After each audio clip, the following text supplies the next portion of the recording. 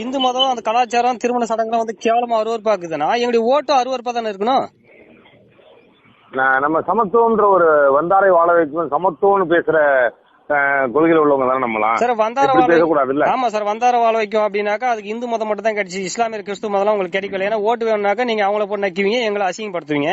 அப்புறம் போயிட்டு கனிமொழி என்ன சொல்லுவாங்க, உங்க கனிமொழி தீகாரி ஜெயில இருந்தாலும் அவங்க திருப்பதி ஏழிமலையான் கோயிலுக்கு திருப்பதி உண்டியலுக்கு எதுக்கு பாதுகாப்புன்னு கேட்பாங்க. ஏன் இஸ்லாமிய கிறிஸ்துவடைய உண்டிகள் பாதுகாப்புன்னு கேட்கற தைரியம் இல்லையா என்ன? அது இது ஒரு ட்ரஸ்ட் பொதுவான இடம் உள்ளதுங்க. அது அங்க உள்ளவங்களுடைய அந்த ஃபாதர்ஸ் எல்லாம் பாத்துக்கிறாங்க, அங்க உள்ள பாத்துக்கலாங்கல்ல. இந்த மலுப்பல் பேச்சுல வேணாம் சார். உங்களுக்கு வந்தா ரத்தம், எங்களுக்கு வந்தா தக்காளி சட்னி என்ன? அப்புறம் அந்த உயரமா இருந்துச்சுனாக்கா சிலவு கோயில், அகலமா இருந்துச்சுன்னா மசூதின்னு சொல்ற திருமாவளவன், அசிங்கமா பொம்மை இருந்துச்சுன்னா இந்துக்கள் கோயில். அதுலயும் நாங்க தான் எழுச்சி வேணா கிடைச்சோம் உங்களுக்கு.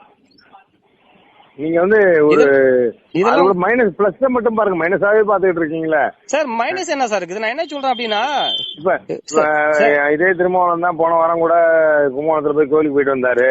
சொல்ல முடியாதுல்ல சார். எலெக்ஷன் வருதுன்னா கோயிலுக்கு போறாரு, எங்க அசிங்கமா இருக்குது பொம்மை அசிங்கமா இருந்தா இந்துக்கள் கோயில் அப்படின்னாக்கா அசிங்கமாக்கிற இடத்துல நீ எதுக்கு வர? அப்புறம் என்ன சொல்றாரு, இந்துக்கள் பெண்கள் எல்லாம் விபச்சாரின்னு சொல்றாரு. ஏன் இந்து பெண்கள் மட்டும் தான் எழுச்சி வேணா கிடைச்சா, மத்த சமூகம் எதுவும் கிடைக்கல உங்களுக்கு? ஏன் சார்? அப்புறம் பசுமன் தேவர் கோயிலுக்கு போனாக்கா விபூதி அளிக்கிறது, அப்புறம் ஓட்டு வேணுனாக்கா விபூதி வச்சுக்கிறது, வேலாயத்து சூலாயத்தெல்லாம் தூக்க வேண்டியது. என்ன சார் பேசிட்டு இருக்கீங்க நீங்க? சார் நல்லா தெரிஞ்சுக்கங்க, சோத்துல உப்பு போட்டு சாப்பிடுறோம் எவனும் திமுக ஓட்டு போட மாட்டோம்.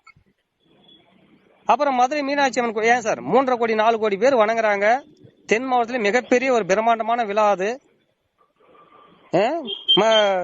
வைகை ஆற்றுல கல்லலர் இறங்குறாரு, மதுரை மீனாட்சி அம்மன் திருக்கல்யாணம் நடக்குது. அன்னைக்கு முதலிரவு நடக்குமான்னு கேக்குறாங்களே.